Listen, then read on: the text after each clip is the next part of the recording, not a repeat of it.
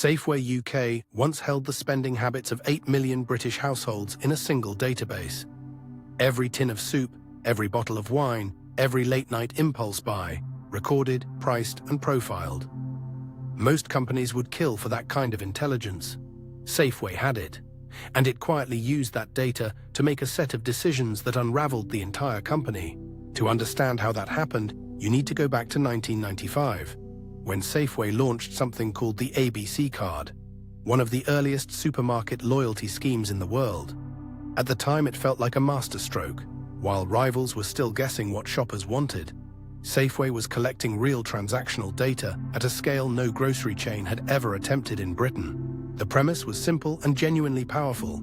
You hand over your card at the till, and in exchange for small discounts, you hand over something far more valuable, your behavior. Safeway could now see that a specific customer bought premium olive oil every 2 weeks, never bought own-brand cereal, and reliably stocked up on beer before a bank holiday weekend. That is not just data, that is a portrait. For a few years, the intelligence genuinely worked. Safeway used it to tailor promotions, manage inventory, and court its most profitable customers with personalized offers. The loyalty card gave the company a window into demand that its competitors, Tesco, Sainsbury's, Asda, were only just beginning to imagine. Inside the industry, Safeway was quietly regarded as the smartest operator in the room. But then the data started doing something unexpected. It started making the company timid. Because when you can see exactly how price-sensitive each customer segment is, you face a very specific temptation. You stop competing on value across the whole store, and instead you start micromanaging margin, offer by offer, customer by customer. Safeway began to use its data not to serve shoppers better, but to extract the maximum each group would tolerate. The result was a pricing architecture that was, by any honest measure, a mess. Regular customers found that the prices they paid depended on which promotions happened to be running, whether they had remembered their card, and how recently they had bought that particular item. The store that was supposed to reward loyalty started to feel like a place where the price of bread was somehow negotiable. Trust, once a quiet constant, began to erode.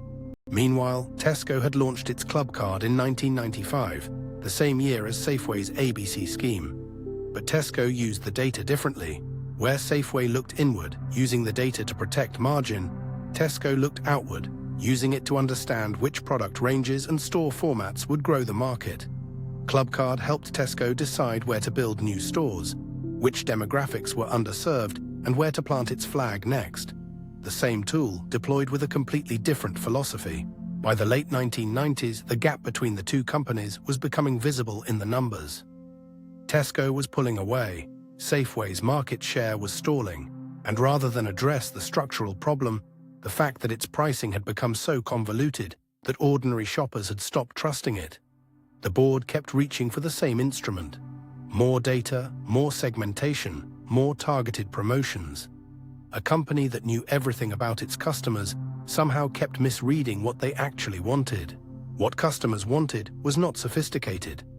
They wanted to walk into a store, find the things they needed, pay a price that felt fair, and leave without doing arithmetic.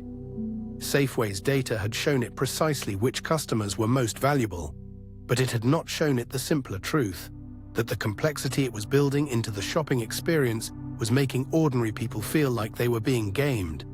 They started going elsewhere. By the early 2000s, Safeway was a takeover target.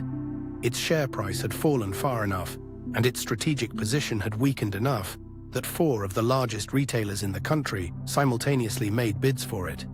Morrisons eventually won, completing the acquisition in 2004, and the Safeway name disappeared from British high streets within a year. A chain that had once served millions of households and had known more about those households than arguably any retailer in the country was simply absorbed and erased. The lesson is not that data is dangerous. The lesson is more specific than that. Safeway had the right information and drew the wrong conclusion. It saw that different customers would pay different prices and decided its job was to extract those differences rather than to eliminate them. It optimized for margin capture instead of trust. And in a business built entirely on the quiet confidence that the price on the shelf is the real price, that is a fatal trade. 8 million loyalty cards, a database that would have been the envy of every retailer on earth. And the company still collapsed, not because a competitor outmarketed it, not because a recession wiped out demand for groceries, but because it used what it knew to serve itself, rather than the people who had trusted it with their weekly shop. That is the quieter kind of failure, the kind where you had every advantage and chose the wrong thing to do with it.